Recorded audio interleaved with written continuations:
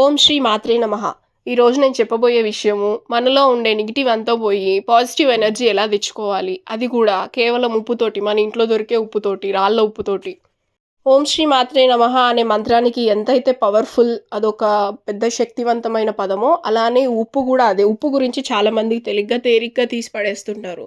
అదే రాళ్ళ ఉప్పుతో మనం తేలికైన కొన్ని ఇంట్లో దొరికే మన ఉప్పుతోటి కొన్ని పరిహారాలు చేసుకుంటే చాలా వరకు మన ఇంట్లో, మన ఒంట్లో, మన ఇంట్లో పిల్లలున్నా కానీ మనలో ఉన్న నెగిటివ్ ఎనర్జీ అంతా పోయి చాలా వరకు పాజిటివ్ వస్తుంది. ఉప్పు వల్ల 100% మంచి జరుగుతుందా అంటే జరుగుతుందనే చెప్పొచ్చు. ఉప్పు వల్ల చెడైతే జరగదు మనకు.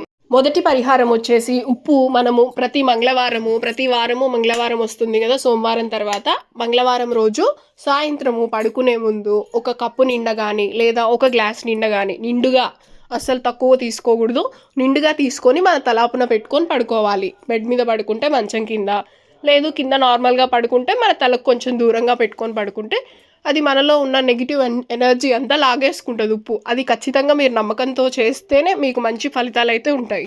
ముఖ్యంగా ఈ మంగళవారం పెట్టుకునే ఉప్పు చాలా మందికి బ్యాడ్ డ్రీమ్స్ వస్తాయి, చాలామంది ఉలిక్కిపడి లేస్తుంటారు కదా.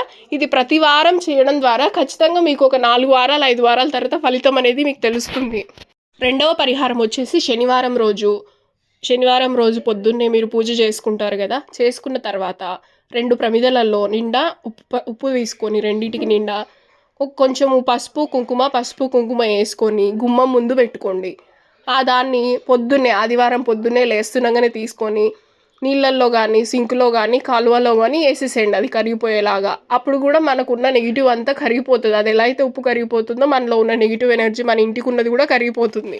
మూడవ పరిహారం వచ్చేసి ప్రతి శుక్రవారం రోజు మనకు ఇంట్లో ఉండే ప్రతి రూమ్లో, బెడ్రూమ్స్ 2, 3 ఉంటే 3 రూమ్లు, నెక్స్ట్ కిచెను, హాలు, ఏదో ఒక మూలన ఎవరికి కనపడకుండా ఒక ఎర్ర బట్ట తీసుకొని కొంచెం ఉప్పు, ఒక 5 మిరియాలు, 2 లవంగాలు వేసి ఉప్పులో అది ప్రతి మూలకు పెట్టుకోండి. ఒక్కొక్క రూమ్లో ఒక్కొక్కటి చిన్న మూటలాగా చేసుకొని దాన్ని ప్రతి వారం మార్చుకుంటూ ఉండండి. ఇది కూడా మన రూమ్కున్న నెగిటివ్ ఎనర్జీ అంతా పోయి పాజిటివ్గా ఉంటుంది.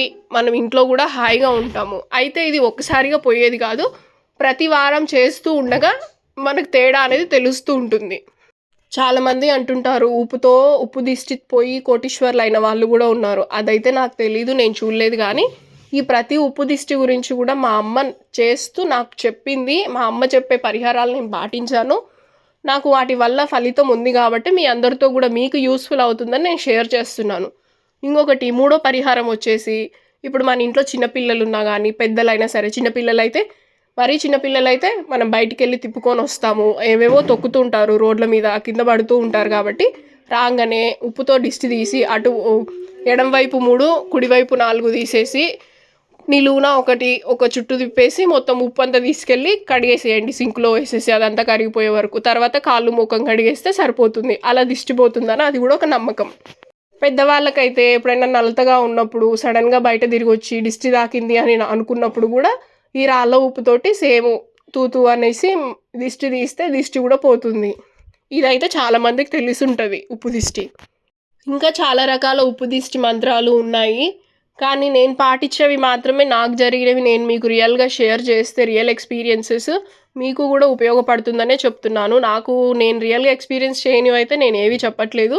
ఇవన్నీ నేను ట్రై చేశాను, నాకు వర్క్ అయ్యాయి. మీకు కూడా ఏదైనా యూస్ఫుల్ అవుతుంది. ముఖ్యంగా చిన్నపిల్లలు ఉన్న ఇల్లు, బాగా చాలామంది బాధలతోటి నెగిటివ్ నరదిష్టితో బాధపడే వాళ్ళకు నేను చెప్పే చిట్కాలు. ఉప్పు ఏంటంటే ఇంట్లో మనకు సులభంగా తక్కువ ధరలో లభిస్తుంది. కాబట్టి మనము ఇంట్లోనే చిన్న చిన్న పరిహారాలు అయితే చేసుకోగలుగుతాం.